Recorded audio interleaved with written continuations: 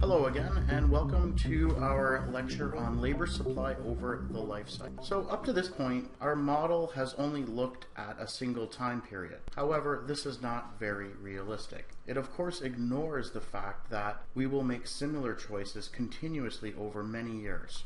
Consumption and leisure decisions are not just made in a single period, but made over the entire working life. And an important aspect of our decisions that are not captured in the model that we just looked at is the fact that we could trade some leisure today for more consumption in the future. So for example, a person could devote a great deal of time working today. Perhaps they could work their full-time job and then additionally work in the evenings. So they would be giving up a lot of leisure, and they would be doing this to be able to have more earnings in the future to consume more. So the model we've been looking at up till now doesn't incorporate this. Now we're going to look at a model that does. Let's look at the life cycle path of wages and hours worked for a typical person. Okay, there's a great deal of evidence that suggests that the typical worker's age earnings profile looks like this. At first, it's very steep, and then it tapers off and then even falls in older age. So workers' wages tend to be low when they're relatively young, and they rise as the worker ages. These peak at about age 50, and the wage rate tends to remain stable or even decline after age 50. The changes in wages over the life cycle are called evolutionary wage changes that alter the price of leisure. And as I mentioned, they're relatively low for younger and older workers, and they're highest for workers in their prime age working years. Now, there's some theoretical issues related to these types of wages.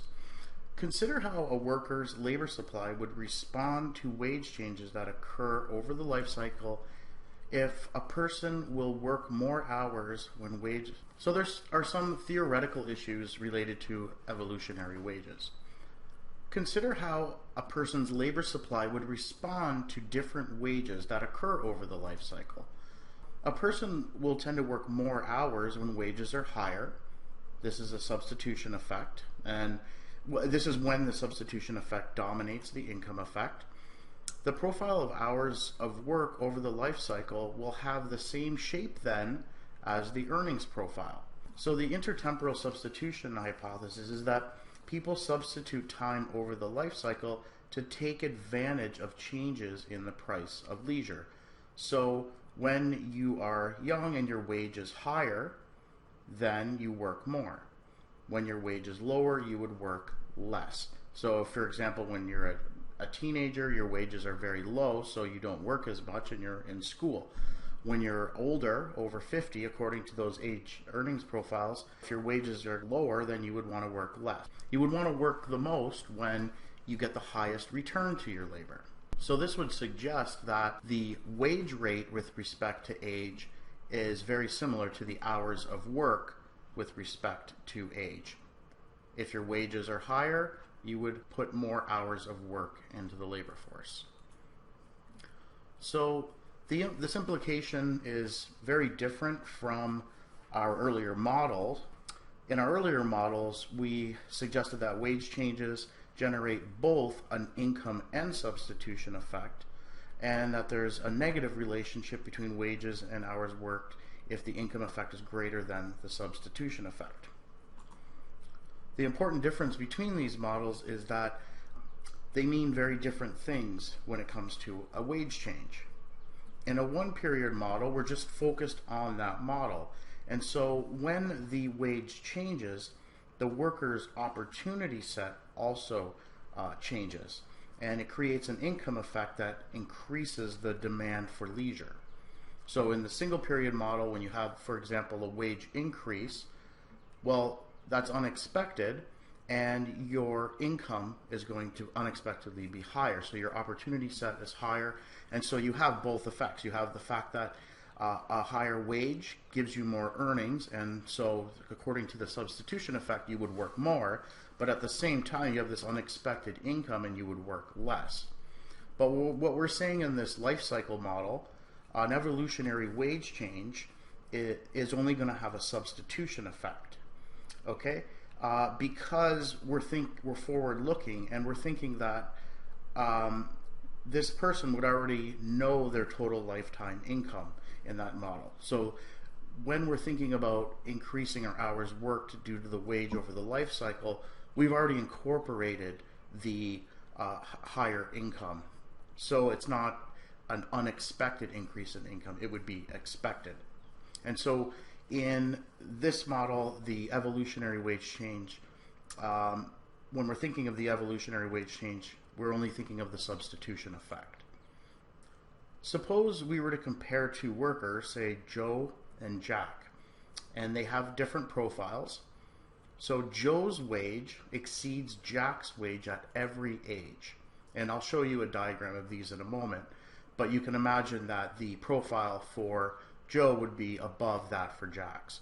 So the difference in the hours of work between these two workers would be affected by both income and substitution effects. So what we're getting at here is that for a single person, an evolutionary wage change, there's only a substitution effect, not an income effect. But if we're comparing the wages that two different people can get over their lifetime, then we would have an income and substitution effect. So both Joe and Jack would work more hours when wages are high. However, it's unclear which worker would allocate more hours to the labor market. So it's not true that we can say unambiguously that Jack's hours of work profile will be below that of Joe's. Even though Joe has a higher wage and finds leisure to be very expensive commodity, he also has higher lifetime income, okay, and will want to consume more leisure. The difference in the level of the two profiles therefore generates an income effect. If these income effects are sufficiently strong, Joe's profile will lie below Jack's. And if the substitution effects dominates, Joe's profile will lie above Jack's. So this is a diagram. So we have Joe's wage exceeds Jack's wage at every level. Okay. And now we're thinking of hours of work. Well, we don't know if Joe's hours of work profile will be above Jack's or if it will be below Jack's. Okay, because the difference in the two profiles, there's built in there the income effect as well, and that each person would have different preferences and react differently to that. So although Joe and Jack work more hours when the wage is high, so we know that these curves for both of them will mirror the age wage profiles or age earnings profiles, but we just don't know how much they're going to be shifted relative to each other. Okay, so it's possible that Joe, because because may really like leisure, okay, and so he may decide not to work as much hours worked over his whole life, and that's if the income effect dominates the substitution effect for him. But it could be the other way around, that Joe really is he doesn't like leisure. His preferences are such that the substitution effect would dominate the income effect, and then his curve would be above that of Jack's. Okay, so now let's talk about participation. So up to now we talked about hours worked, but if someone's not in the labor force, we're interested in maybe what it could take to get them into the labor force and participate. So the life cycle approach that we're looking at would also suggest a link between wages and the labor force participation rates. And we saw earlier that this decision depends on the reservation wage, that threshold which needs to be passed to entice a person to work. A worker would compare the reservation and market wage in each period, and suppose initially that the reservation wage is roughly constant over time. then the person is more likely to enter the labor force when? Well, when their wage is high, so when they're younger. And so as a result, participation rates are likely going to be low for young workers if their wages are low, but higher for workers in their prime earning years, and then low again for older workers. So we're going to look at some of these age participation profiles. Typically for males, they look something like this. They tend to have a U shape. So, you know, they're similar to the hours worked profiles. The hours worked profile. They increase, you know, the participation rate increases when people are young in their prime earning years, and then they tend to fall later on in life. For females, we have a little bit different of a situation.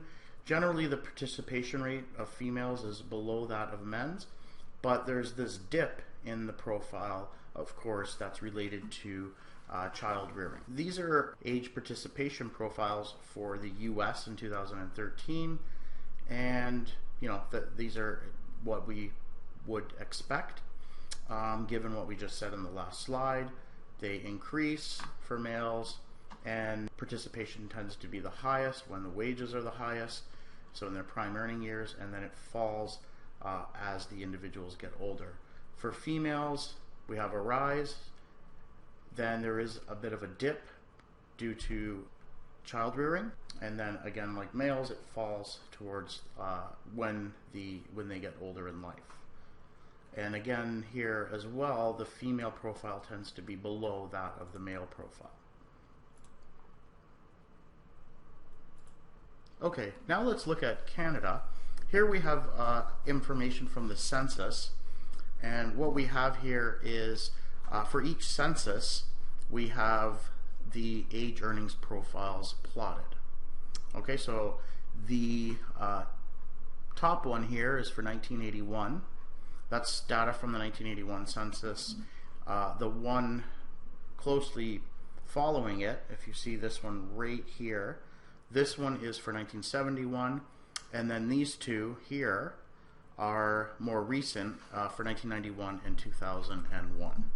There's nothing too exciting or unusual here. You have the typical U-shaped pattern, and we do see some evidence that in recent censuses men are retiring slightly earlier. Now if we look at women, it's a much more complex picture.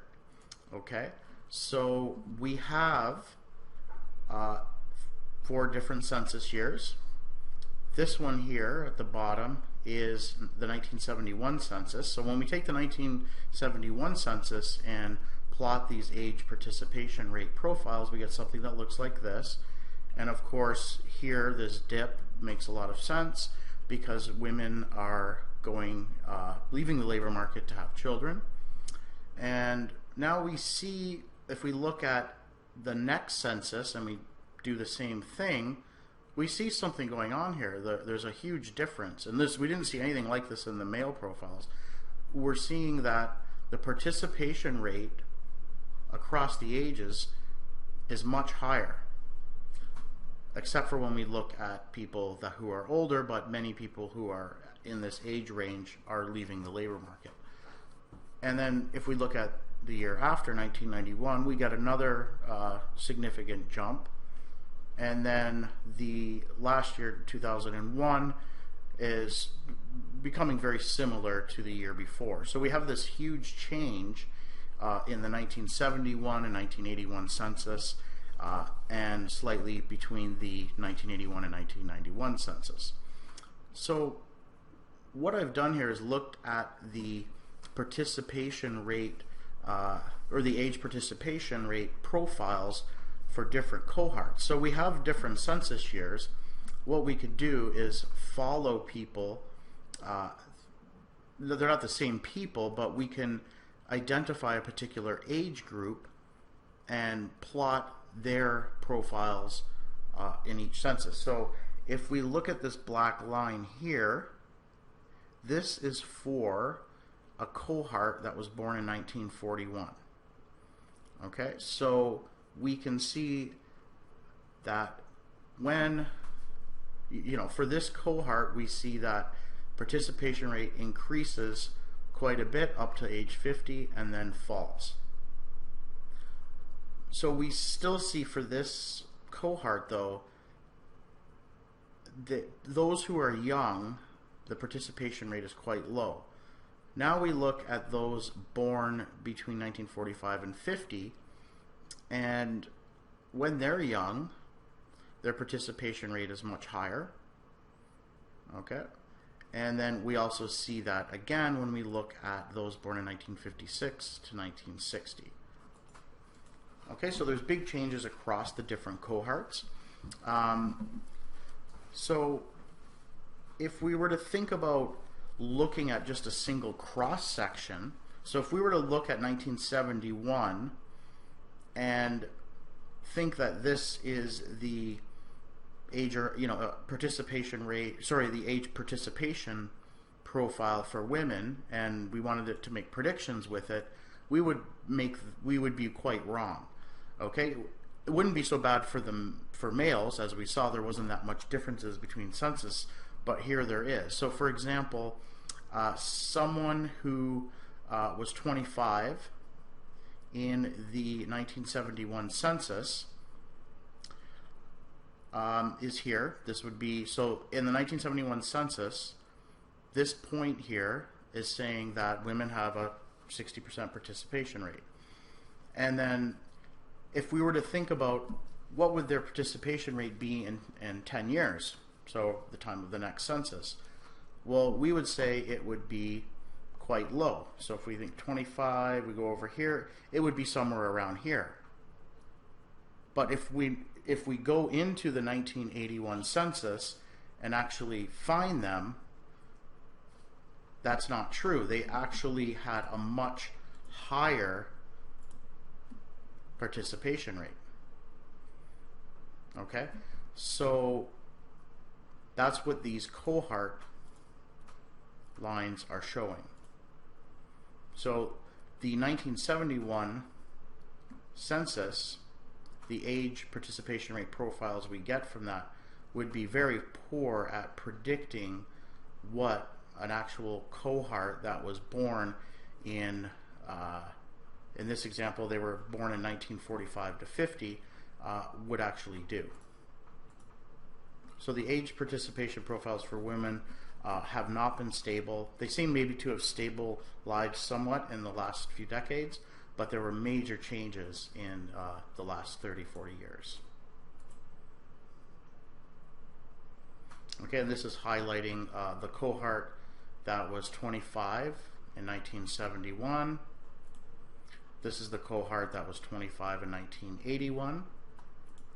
And this is the cohort that was 30 in 1971. Okay, so we see this fanning out.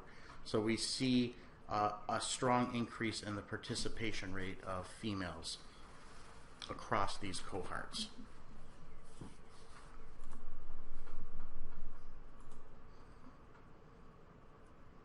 This is just a little more clear. So for a cohort of women born in 1941 to 1945, this is their age participation rate profile. You can see here, so when they're in their 30s, the participation rate is not even 50%. But if you look at someone of the same age who was born in 1945 to 1950, it's much higher at 60%. And then that's even higher at close to 80% for the cohort after. Okay, so the main idea here is that it's very difficult to separate age from vintage at a single point in time. It's best understood. So just taking a single census, creating a participation age profile, it's not going to be that accurate if there's major changes among the cohorts over the years. Okay, so it's, that's why we would look at cohorts over time based on multiple censuses. So as I said, they've been shifting upwards over time, and more women have decided to enter the labor force. A worker may also adjust their supply of labor to take advantage of changes in economic opportunities that are related to the business cycle. So for example, in a recession, so if you think about a recession and think about a family, and suppose the mother and father are working and one of them loses their job. Well, that could affect the labor supply of the other family member. They may want to supply more labor now. As well, in a recession, the job search might be so terrible, so upsetting that some people may leave the labor market and not look for work anymore. They may stay on social assistance, or move back in with their parents, or just rely on their partner's salary. So the added worker effect is when so-called secondary workers who were perhaps out of the labor force are affected by a recession because the main breadwinner becomes unemployed or faces a wage cut. You could also think of this as in the context of hours worked as well. Both are working, but one loses their job. The other may want to supply more hours to the labor market. So anyways, in a recession, it could potentially, you could potentially see that many people would enter the labor force who were not in the labor force before, because someone in their family, and many times it might be the breadwinner, lost their job. Okay, so in a recession, these people would want to join the labor market. And so if you think of the labor force participation rate, this added worker effect would have a counter-cyclical trend. So what I mean by that is that it would increase during recessions and fall during expansions.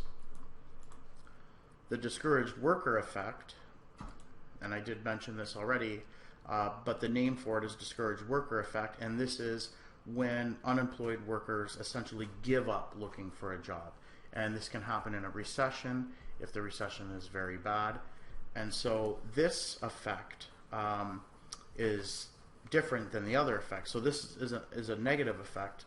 So the discouraged worker effect would reduce labor supply going into a recession. And so it is pro-cyclical rather than counter-cyclical. So it falls during recessions and increases during expansions. So over the business cycle then, it will generate both added workers and discouraged workers. Which effect dominates?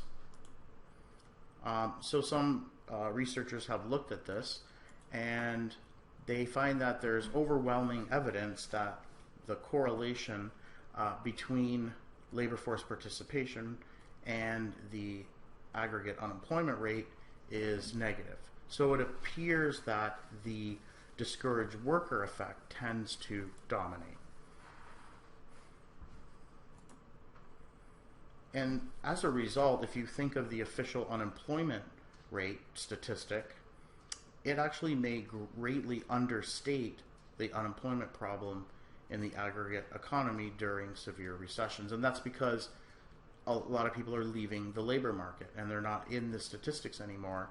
But, really they got unemployed. They were at some point unemployed. They've just left the labor market. So we're not incorporating that information. Okay, so let's do some practice questions. What is the substitution effect for an evolutionary wage change? Okay, so we have some answers here. A forward-thinking consumer will buy leisure because it is a normal good and he or she has received a raise. A forward-thinking consumer will work more when the returns to doing so are lowest. C, a forward-thinking consumer will work more when the returns to doing so are the highest. D, the same as the income effect. Or E, none of the above. Well, as I mentioned, the evolutionary wage change related to the substitution effect, and so in this case the answer is C. A forward-thinking consumer will work more when the returns to doing so are highest. And that's what we define the evolutionary wage as in the lecture. So correct answer is C. Which of the following refers to a cohort effect? When person A is born in the same year as person B, and this person has different preferences regarding leisure and income than person A. B, when person A is born 10 years after person B, and this person has different preferences regarding leisure and income than person A because they were born in different societies. C, when person A is born 10 years after person B, and this person has different preferences regarding leisure and income than person A because of the age difference. When person A has different preferences regarding leisure and income because of geographical differences. And E, none of the above. Well, the correct answer here is C, and this is the answer that closely resembles our discussion. So here we have that different cohorts, in this case people born 10 years apart. You can think of that cohort having different preferences, the preferences being different between each of the cohorts, and so they would have different leisure and different preferences for taking leisure and working. Okay, so now we have a question where we have two workers with identical preferences, Phil and Bill. Both workers have the same life cycle wage path in that they face the same wage at every age, and they know what their future wages will be. Leisure and consumption are both normal goods. So that's the information we have. So we basically have two people that have identical age earnings profiles. Okay? And A is asking us to compare the life cycle path of hours of work between the two workers. If, though, Bill receives a one-time unexpected inheritance at the age of 35. Okay, so we want to compare what the hours of work profile will look like between the two workers, and the only difference is that Bill receives a one-time unexpected inheritance at the age of 35. In question B, we're asked to compare the life cycle path of hours of work between the two workers if Bill had always known he would receive, and in fact does receive, a one-time inheritance at the age of 35. So we're really thinking here about the difference if something's unexpected or expected. Okay, so let's think about this. So because the workers have the same life cycle wage path and the same preferences, they would obviously then, aside from this inheritance issue, would have the exact same hours of work profile. Okay, and so we see that here. So before age 35, they both would have exactly the same hours of work profile. And this is by definition, we're saying they're exactly the same, they face the same wage, they have the same preferences. So they would work the same. But at age 35, we have this issue of Bill receiving an inheritance, and it's unexpected. Okay? So with an inheritance, there's no substitution effect, right? So there's no, so it's just a pure income effect. And so in that case, we know Bill would work less. Okay, there's no change in the wage here, so the amount of hours of work related to the substitution effect wouldn't change here. And so the only thing we're left with is a pure income effect. Okay, so the inheritance provides an income effect for Bill with no substitution effect, and thus he will work fewer hours, at least not more hours, than Phil from the age of 35 forward. You know, this could be lower or higher depending on Bill's preferences for leisure and income, but it certainly won't be above. There's nothing here for him to want to work more. The wage is the same, and so you know, there is no reason to expect he would work more, and the only thing that could be left is the income effect, making him or giving him an incentive to work less. Now in B, if the inheritance is fully anticipated, how would these two curves differ, or would they? So, well, let's think about this again. So now the only difference between the two individuals is the inheritance, and it's just an income effect. It's non-labor income. You don't need to work for it. We've assumed that leisure is a normal good, and so in this case, Bill would work less than Phil, depending on their depending on his preference, and we can say their preferences because we said they both have the same preferences. It's just that Bill has this extra income, and so he's going to work less, but he'll work less throughout the entire profile. And it's also important to note that the two profiles will be identical, except that they're just shifted down in a parallel fashion. Well, Bill's is shifted down in a parallel fashion. So that's the only difference between the two, and that makes sense. They're both facing the same wage, and so their reaction to that would be the same. And they both have the same preferences, so we're going to have the same shape of the curve. The only thing here is that Bill has more money and he can buy leisure, and that's going to shift his profile down. Okay, so we're at the end of our lecture. Next class, we're going to switch things over and look at the demand for labor in the short run. So thank you very much, and we'll see you next time.